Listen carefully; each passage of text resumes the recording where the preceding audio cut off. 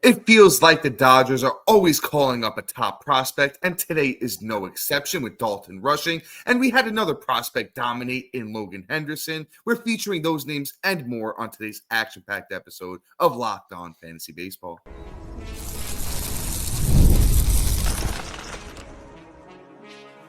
You are Locked On Fantasy Baseball, your daily fantasy baseball podcast. Part of the Locked On Podcast Network, your team every day.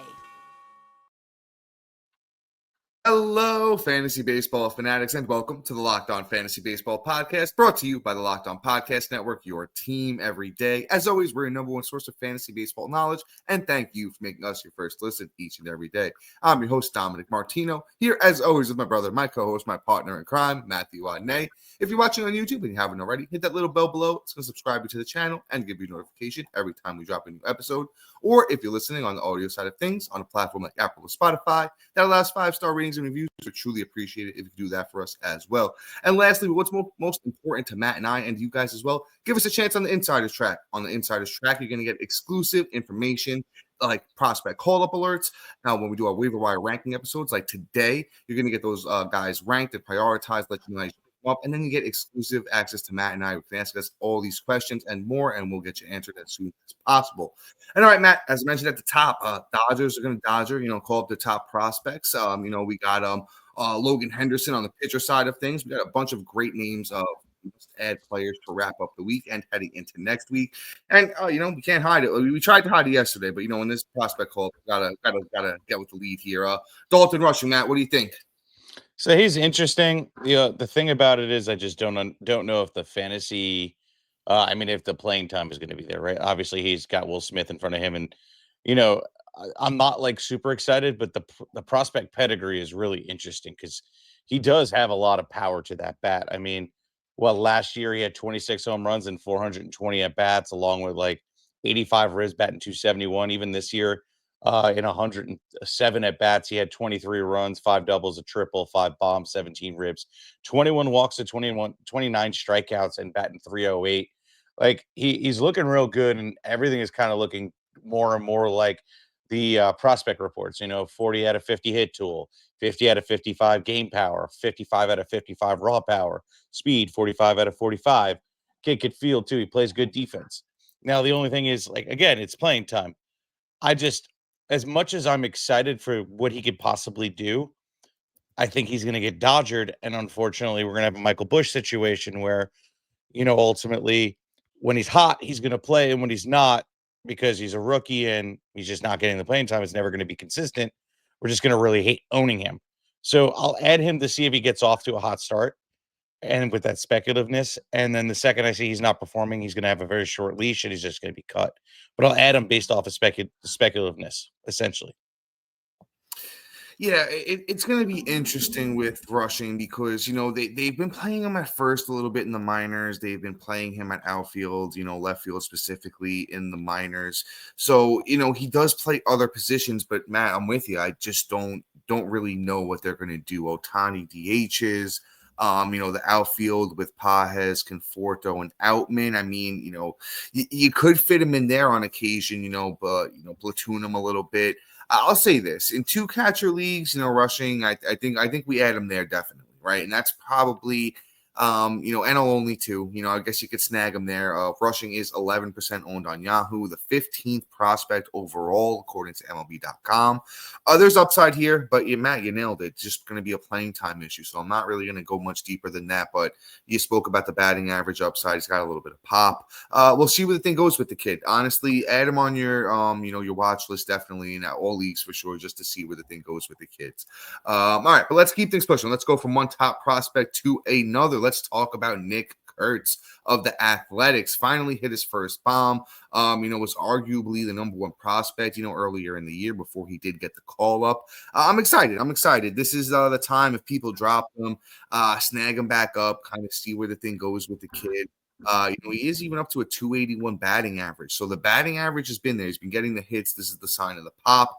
22% owned on Yahoo, which is down 3%. So he's out there. He's out there in some leagues. It takes time for prospects to get things going. I think this could be a sign of big things for the kid. He's been hitting ninth, right? And that might be the sweet spot for him because you know what? The runs will go up. If he could hit for power, it would be really nice. RBIs might not be great, in that position in the lineup, but we'll see. 17 games for the kid in deeper leagues where he was dropped, your AL onlys, your 15-mans, even your deep 12s, I would say at the moment. Go out there, snag Kurtz, just see what the kid can do. He does have upside. Shallower leagues, another watch list guy for now. Add him on the watch list. If he gets hot, he goes on a little run here, starts hitting some more home runs. And the upside is really through the roof. The kid's got a lot of pop. I like Kurtz. Add him in those shallower leagues, like I mentioned, even your 12s with deeper benches. But otherwise, hold off for now, watch list them, and let's see what this top prospect can do. Yeah, I mean, the performance is everything to be expected, right? It's very rare you get like a Juan Soto that pretty much just comes up and smashes, especially these top end prospects. But the fact that the things that are encouraging about Kurtz, like Dom mentioned, is the batting average. That's something that's been consistent through his whole career, I would say. Now, even in the fact that now he's in the bigs, maybe not be in the 300s, but he's batting 281. That's truly impressive, in my opinion. You get your first lick of bigs, 57 at bats, and you're still batting 281. And now you're starting to show off the pop a little bit. That is where you kind of get my mouth watering for an ad. So, Dom, well put, great take. I kind of had to just like reiterate just how important that is for a prospect, going through the motions and adjusting to the league. If batting average sticks, I usually say that everything else follows, and he's following that pattern. So let's go. I think something good is good is going. I actually just checked as we're on the show, and I had him in our league. So, yeah. But let's move on. Let's talk about a guy I've been just like drooling over this whole offseason. It's Josh Young of the Texas Rangers. And Young is somebody that, like, I honestly feel if he's out in your waivers, you truly need to go out and get him. He has 4 home runs over the last week, I might add. That's just a little starting and a little like appetizer as to what's going on with him. You also got to remember too, he spent a good chunk of the season hurt. He had that neck stiffness and, took him a little bit to get going, but he's still batting 282 on the season as well. So there's a lot of positives with Josh Young's game. Just the power hasn't showed out until these last couple of weeks. Now 4 home runs in a single week, 7 ribs, batting 360 on the week, 283 over 2. I'm just super encouraged by him. 52%. He needs to be owned. Third base is a little rough, and quite honestly, amazing UT bat right now. If I were to tell you right now, you can go out and add a guy off the waivers that could probably have 30 to 35 home runs, have a batting average of 265 to 280, and have a good chunk of runs and ribs because you love the team around him. What would you do? You'd instantly run out and go get him. So he is a pause the podcast, check if he's out there, which again, 52%, so under the 50% mark, but something that just needs to be added. I doubt he's out there in real deep leagues like 15 minutes, etc. But your low cuts, or your 8-mans, your 10-mans, your 12-mans, I guarantee he's sitting out there somewhere because somebody did a rage drop, and now it's your turn to just, I don't know. I got to keep it PG, otherwise I would choose a couple different words. But it's a drink that you make with a bag, and you'd be doing that to him. But anyway, Josh Young is a must-add. Yeah, Matt, I'm with you. You got to add Young everywhere. There's a reason he was a former top prospect. Matt, you hit pretty much all the talking points. It's just that if he's it's kind of almost the same thing as Kurtz. If he's finally starting to tap into this power upside here that Josh Young has, you talked about a 30 home run upside easily for a guy like Young. 280 batting averages in the cards. He kind of reminds me of like an Austin Riley light. He could be kind of like the next Austin Riley. That's kind of where his game comes from. He moved up to 3rd in the lineup on May 13th. It didn't stick because, here on the 14th, he's sitting 6th. But, they just shows that the Rangers like his upside, like what he can do with the bat. 52% owned, as Matt mentioned, on Yahoo. Should be universally owned at this point just because of the prospect pedigree, the power upside, the batting average upside. Gives you everything that you really want from a fantasy player except for steals. But with that being said, guys, we got a couple of more bats for you. And then I teased it. Logan Henderson has been great, and it looks like he's sticking in the Brewers rotation. We're going to talk about him and a bunch more pitchers, and we got another closer for you guys, so stay tuned. Those names and more coming up next.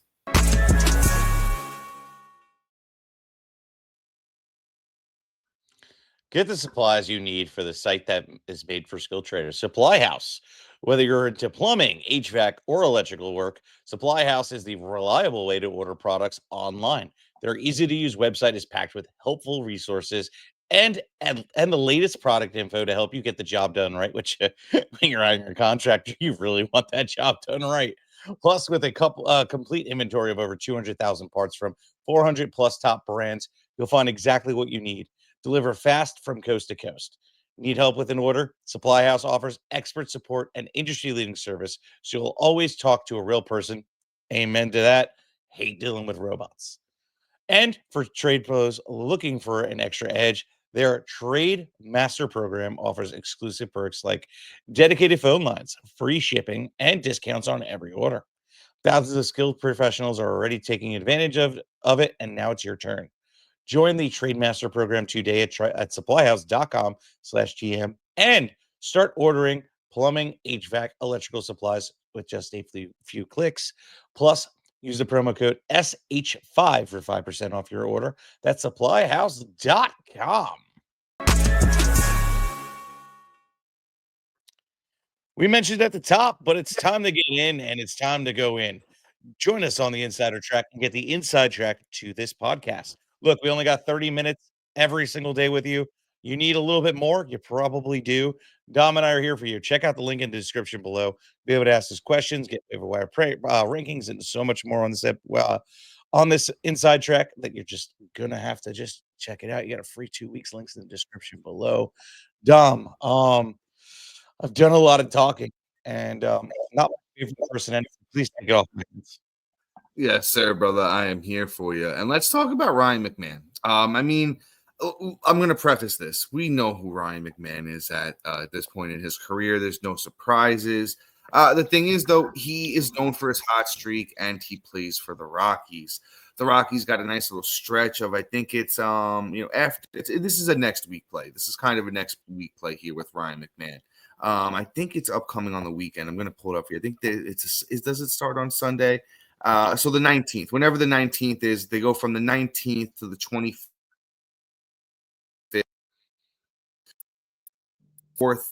Since May 4th, it's been, hold on, bear with me. It's been 29 at bats, 9 runs, 3 doubles, 3 homers, a triple, 5 RBIs, 7 walks, 6 strikeouts, and McMahon has been hitting .448 over that time. It's not a long-term play. You know, Ryan McMahon goes through those ups and downs. Only has third base eligibility. Back in the day, McMahon had like second, third, and outfield. Doesn't have it anymore, unfortunately. Been hitting, third, fourth, fifth in that range. That Rockies lineup, 36% owned on Yahoo. He's out there in a lot of leagues. If you need someone that's got a little bit of pop, got a nice little schedule for next week, I'd go out there and snag McMahon. Like I said, it's not really a long-term move here. It's kind of, all right, he's had a bunch of nice games at Coors coming up, probably hit a couple of home runs for you. He's hot. The bat's hot. Ride it while it's hot. You can either trade him, drop him, when he gets cold, and, you kind of just move on here. Like I said, not really a long-term move with Ryan McMahon, but just ride the wave.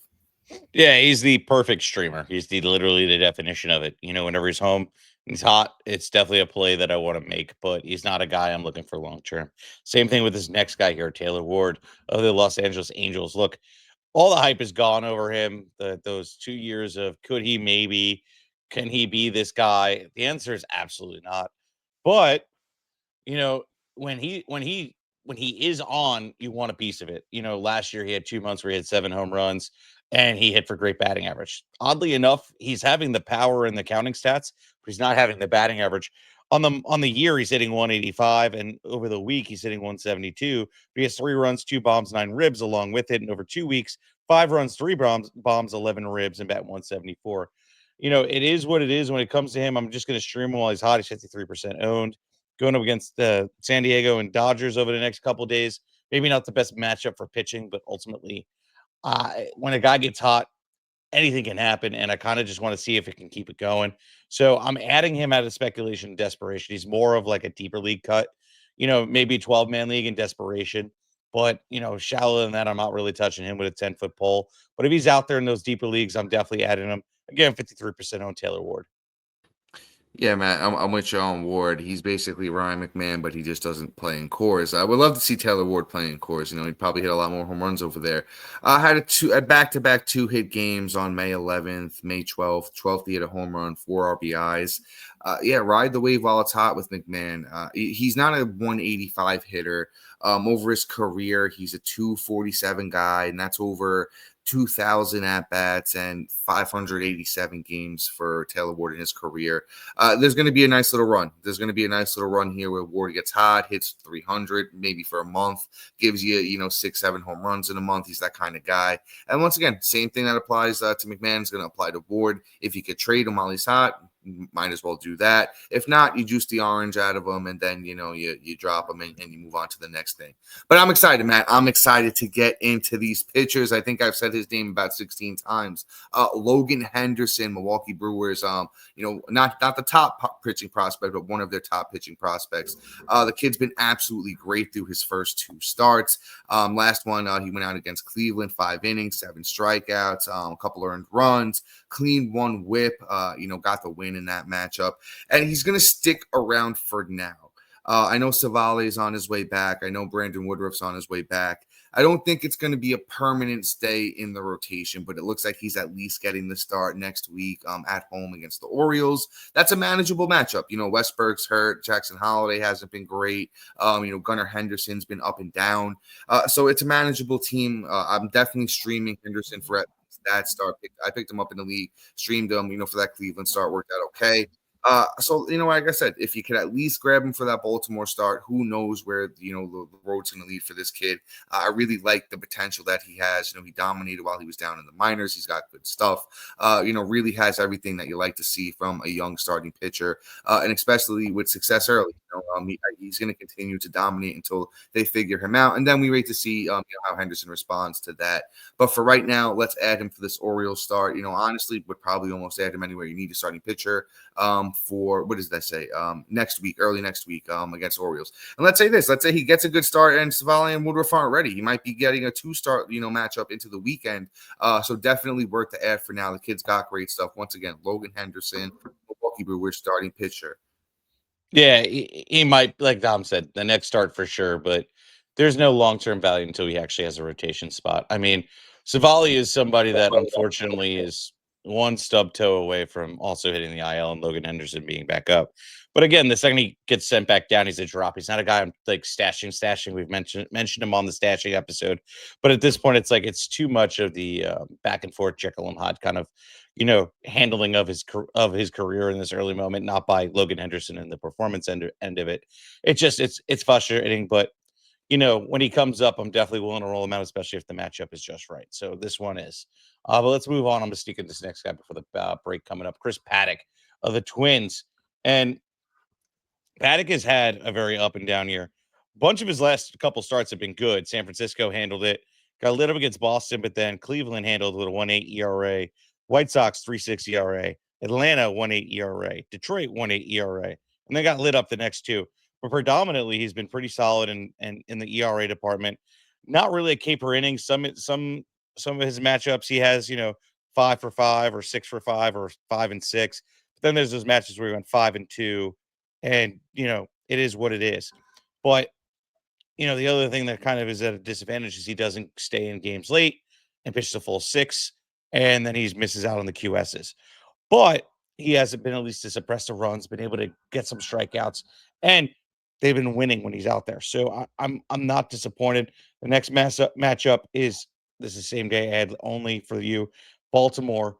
And like Dom said, guys are hurt. Guys are not playing. The threat level is probably at DEFCON 1 instead of DEFCON 3. And I'm kind of like, okay, cool. I'll roll Paddack out there in a pinch for the weekend. Excuse me. I'm kind of okay with it. We'll see what next week is, but pretty much short leash. If you can't get him in same day ads, it is what it is. We'll revisit this probably next week if he's actually going to be somewhat valuable. Dom, how are you feeling?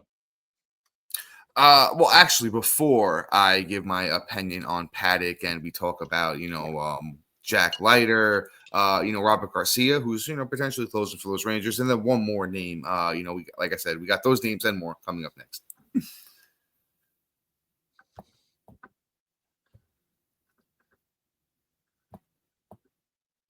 And all right, guys, let's talk some Chris Paddack. He's such an interesting, pitcher, to me.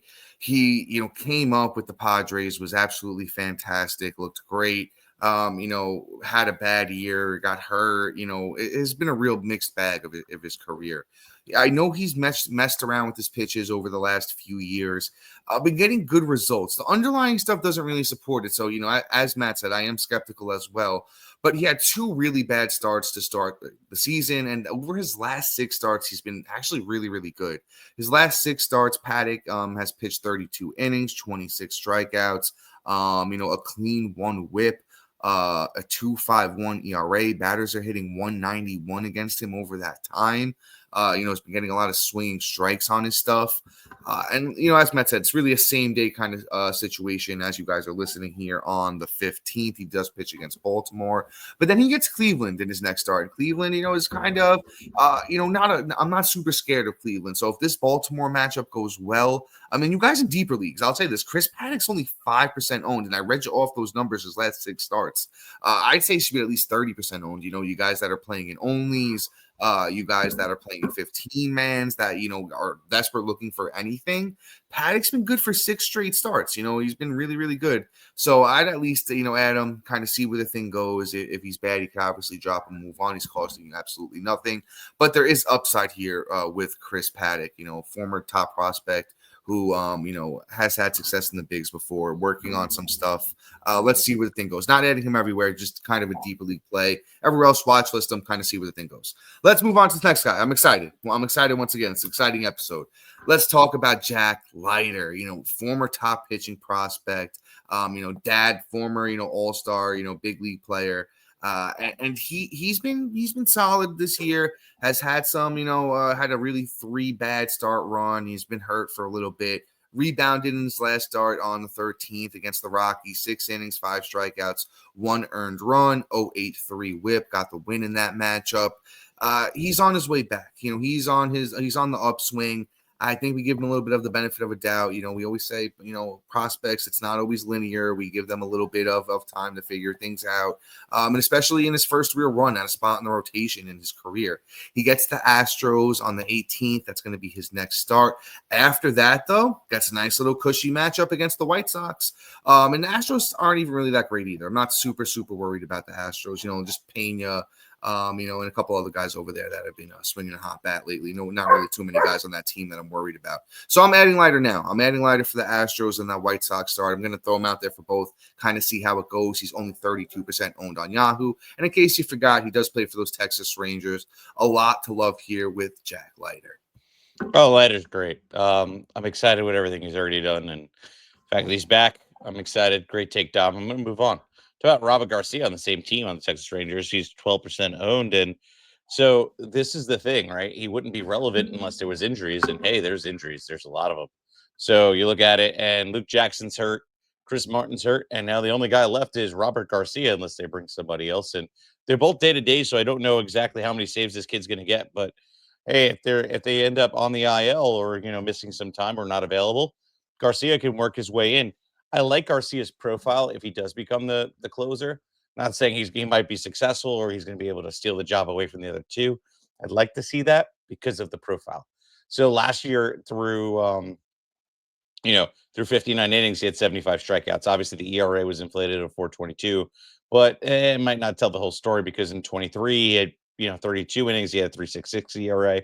So far in the season, he has a 1.53 ERA through 17 innings and 16 Ks already. So it's interesting. I always fall for the closers that essentially have, well over a K per 9 and also having the opportunity to get the saves. Those are the big deals. And the one thing I do like is he doesn't give up a lot of home runs. Last year gave up 4 out of the 59 innings. Now, statistically, that isn't great, but at the same time, 4 home runs is just like 4 bad starts essentially out of that many. And at the rest is just kind of like it's super inflated. He just needs to just build it up and keep it going. So let's see what happens. Let's see if he can suppress the runs and not have to repeat the mistakes from last year. And we can kind of possibly have a sneaky little closer coming off there and might possibly take the job, whether it's by injury or by force and a little bit of both. Yeah, Matt. Garcia himself isn't, a overwhelmingly great pitcher. He's solid. He's 29 years old. He's been around for 3 years at this point in his career, and like I said, he can go out there, strike some guys out. He's okay. Could suppress a little bit of runs. Could be like a low threes, ERA kind of guy. Whip could be decent. But I like Chris Martin if he comes back. The thing is, he's got that elbow issue. Just underwent an MRI, came back clean, but you still hate to hear elbow issues. And Luke Jackson's dealing with a hand issue as well. You don't want to hear pitchers dealing with any kind of arm issue at all. Robert Garcia is the healthy guy. I think we just go out there, add Garcia right now. The Rangers, are going to win some games. So I like him for that, save chances. 12% owned on Yahoo. So if you need a closer, he's out there in almost every single league. Matt Reggie numbers on the year, they've been pretty solid. So go out there, snag Garcia. Let's just ride the wave, and I'm sure he'll grab you some saves along the way. Let's move on to the last guy of tonight. Let's talk about Zach Littell. I feel like he's just so underrated. I feel like he doesn't get talked about enough. He's not by any means fantastic, but he's just a guy. He's just like one of the most useful streamers in fantasy baseball over the last few years. 10% owned on Yahoo. He's honestly been really good over his last 1, 2, 3, 4, 5 starts have been solid for Littell. Goes out there in his next one against Toronto, which is on the 15th. As you guys are listening, applies to your same day ad leagues. Let's see who that next matchup after Toronto is. I'm hoping it's a good one for you guys. Houston. So I'm not really scared of Houston either. We just talked about Houston before. Could be pretty good out there. And then after that, it looks like he gets maybe Toronto again. So, if he's good against Toronto start, I think it's definitely a safe ad, at least for his next 2 after that. And Littell on the year, 4.40 ERA, 111 whip, 47 innings, 30 strikeouts, pitches for those Tampa Bay Rays. He's not going to get you a lot of strikeouts, but, he has very good control. Is usually a pretty good ERA guy, usually around a mid-threes ERA guy. So I think there's going to be a nice stretch for him here. He only had really 2 bad starts all year. It came on April 4th and April 10th where he really got rocked, and it was against the Angels. Not really a great team. So, I think there's better days ahead for Littell. Your deeper league players, your AL only players, your 15-man leagues. I think Littell's definitely an ad in those spots. And hey, if you need a little spot start, and your pitching's just tough right now, I think Littell plays in those kinds of leagues. Fair point. Honestly, I don't disagree with anything you said. Just not my biggest priority out there, but the matchup is pretty good this week. I got one more, actually. I'm sneaking one more in. It's Merrill Kelly of the Arizona Diamondbacks playing the wonderful Colorado Rockies this weekend at home, I might add. So that's big. So doesn't have to deal with Coors Park, and he's actually been really good. He's 51% owned. And his last start against San Francisco, who is a little bit better of a team, he had 7 innings, got the win, 8 Ks, a 1.29 ERA with a 1.14 whip, and got the quality start. Week before, still had a good outing, I would say, even with the ERA being a 4.26 against the Mets with 6 Ks and 6 innings and a quality start with a 0.95 whip. Week before that, handled the Phillies really nice, went 5, got 2 Ks, a 1.8 ERA with a 0.8 whip. And then, Atlanta handled them, handled the Cubs, handled Miami, handled Baltimore. Yankees lit him up, but then handled the Cubs again. Look, Kelly's been good, and he also started off the year hurt. I kind of am intrigued by him and 100%, and I'm adding him in every league. Him being out there at 51%, I think is a crime. So let's add him and just see where it goes. He's never going to be a K per 9 guy, but he's going to be a valuable pitcher going into the season. Yeah, Matt, Merrill Kelly's all right. He's actually really only had 1 bad start this year, and came against the Yankees early in the season, and the Yankees were crushing everybody at the beginning of the season. It was on April 3rd. Other than that, Merrill Kelly's been solid. Let's add him now. He's, like Matt, you said, 51% owned on Yahoo. He's out there in a lot of leagues. I feel like he'll even out. Though he's career 3.81 ERA guy. He's 36 years old. Not counting on him to be fantastic. I think he'll just be okay. But let's have him now ride the wave while he's, pitching well. And as you said, great start coming up this weekend. But guys, that is all for today. Please be sure to like, subscribe, comment, rate, and review. And shout out to our everydayers and new listeners for making us your first listen each and every day. And after you make us a first listen, go check out our boy Sully over at Locked On MLB and make him your second listen. But guys, until next time, see ya. Peace.